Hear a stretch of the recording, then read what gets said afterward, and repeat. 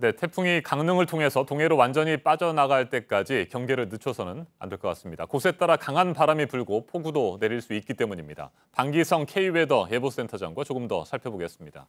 네, 센터장님. 네. 조금 전에 박소영 기자가 얘기를 했습니다만 강한 바람 그리고 비 피해가 여전히 우려되는 상황이네요. 네, 그렇습니다. 지금 저 레이더를 보면은 강원도 쪽으로 이제 강한 비구름이 들어가고 있습니다.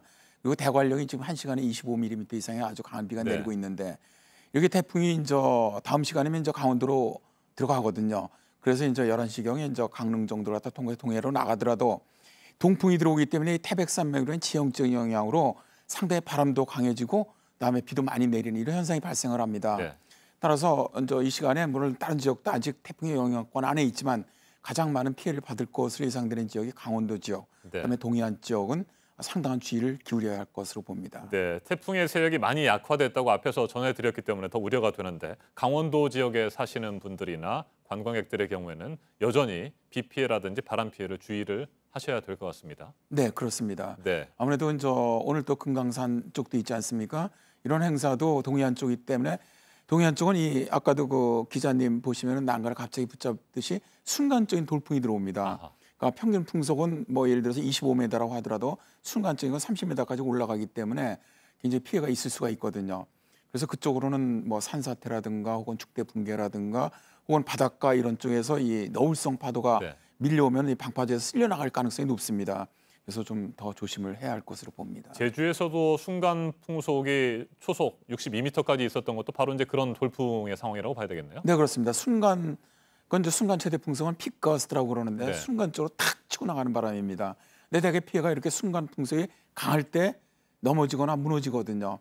그래서 실제로 동해안 같은 경우는 뭐 지금 태풍의 중심은 23m라고 하더라도 동해안 쪽은 거의 한 35에서 40m까지도 가능하다고 봅니다. 네, 파도의 높이도 여전히 높은 상황인 것 같아요. 그렇습니다. 파도도 이제 이 태풍이 지금 현재도 태풍으로 인한 파도도 높지만 태풍이 동해상으로 빠져나가면서 또 이제 지금 문제가 뭐냐면 일본에서 북상하면서 엄청난 피해를 준 시마론이 있지 않습니까? 네. 두 개가 다 동해상에 있기 때문에 먼 바다에서는 이 너울성 아하. 파도가 굉장히 강합니다. 그거는 그렇기 때문에 절대로 동해안에서는 이 해변가라든가 방파제라든가 이런 데는 나가시면 안 됩니다. 네, 동해안 쪽에 사시는 어민분들 뭐 잘 아시겠습니다만 혹시라도 태풍이 강릉을 통해서 동해로 빠져나갔고 뭐 상당한 시간이 걸렸다고 해서 안심하고 먼 바다로 나가셔서는 안 될 것 같습니다. 그렇습니다. 대개 이런 너울성 파도는 멀리 가서 완전히 소멸되더라도 남아서 들어오는 경우가 많습니다. 그래서 실제로 강릉을 빠져나가면 내륙 쪽은 좀 많이 약화되겠지만 네. 그러나 동해안 쪽은 거의 오늘 밤 늦게까지 아마 태풍의 이 영향을 계속 받을 것으로 그렇게 예상이 됩니다. 네. 최근 며칠 동안 태풍 때문에 많이들 긴장하셨습니다만 그래서 잠깐 잊고 있었던 것이 폭염입니다. 올해 정말 기록적인 폭염이 있었고요. 이제 태풍이 지나고 나면 선선한 가을바람이 불까 뭐 이런 기대도 하시는 분들이 있을 텐데 그런 기대를 해도 됩니까? 아니면 또 폭염이 찾아옵니까? 정말 그건 죄송스러운 말씀인데요. 원래 이렇게 태풍이 하나 지나가면 그다음에 서늘해집니다. 우리나라는 북쪽에 차가운 공기가 내려와야 되는데 지금 이제 문제는 태풍이 지나가도 북태평양 고기압이 버티고 있다는 겁니다. 아하. 우리나라 저쪽 영남 쪽의 끝머리로 해갖고 그렇다면은 당분간 기온이 내려가질 않아요. 그래서 태풍이 통과하고 뭐 내일이나 모레서부터 다시 서울권은 33도 전후, 이제 33도부터 이제 폭염이지 않습니까? 네. 물론 한여름의 폭염은 아니지만 당분간 폭염은 지속되지 않겠느냐.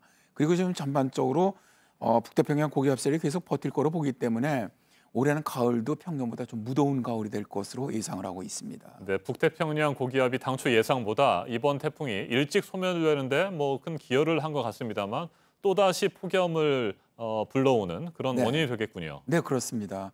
아무래도 이제 아까도 말씀드렸지만은 북태평양 고기압이 어쨌든 우리나라 전체를 보면 북상을 하지 않고 서울권으로 네. 들어오지 않고 좀 약해져서 지나가게 만든 하나의 어떻게 보면 효자 같은 역할을 했습니다, 사실. 네, 북태평양 고기압에 대해서 계속해서 여러 차례 언급을 하고 있습니다만 한번 살펴보죠. 북태평양 고기압이라고 하는 것이 정확하게 어떤 걸 정의하는 겁니까? 이게 이제 중위도 고압대라 그러죠. 대개 네. 위도 30도 정도에는 역학적으로 고압대가 만들어집니다. 그러다 보니까 그쪽 위도 30도 부분에 전 세계 사막이 가장 많은 게 상층에서부터 공기가 밑으로 하강을 하면서 네. 밑에를 건조하게 만들거든요. 그러니까 육지는 그런데 문제는 뭐냐면 우리 그 아시아 쪽에는 태평양 바다가 있다는 얘기입니다. 그러니까 건조한 고압대 사막대를 만들어내는 것이 아니라 상당히 해양에서 뜨거운 수증기를 받아들여서 만들어진 독특한 고기압입니다. 이게 대서양의 아즈레스 고기압하고 태평양, 북태평양 고기압 두 개밖에 없습니다. 이게 여름에 영향을 주는데 여름에 확정에 올라오죠. 그러다 보니까 네. 이 공기의 성질이 워낙 해양으로부터 오는 거다 보니까 고온다습합니다. 그래서 이 세력이 확장에 올라오면은 예를 들어서 우리나라 무덥고요. 좀 수축해서 내려가면 좀 시원해지는데 가을이 온다는 얘기는 결국 북태평양 위에 밑으로 내려간다는 얘기거든요. 그러니까 북쪽 공기가 내려와 줘야 되는데 이게 이제 지금 같은 경우는 태풍이 한번 올라서 지나가면 내려가 줘야 되는데 네. 내려가지 않고 그냥 버티고 있다는 거죠. 그 바람에 이제 시마론 일본을 아주 엄청난 피해를 준 걸로 지금 보도가 되고 있는데 그게 올라와서 두 개가 합쳐서 또 홋카이도 쪽 다시 영향 준다고 보고 있지 않습니까? 이런 상태로 휘돌아 나가면은 북태평양 고기에 밀려 나가질 않아요. 네. 그래서 당분간 좀 무덥지 않겠느냐 이렇게 보는 것이죠. 네. 아무쪼록 이번 19호 태풍 쏠릭이 더 이상의 피해를 입히지 말고 한반도를 완전히 빠져나가기를 기대하면서요. 방기성 K웨더 예보센터장님의 말씀도 여기까지 듣겠습니다. 말씀 잘 들었습니다. 고맙습니다. 네.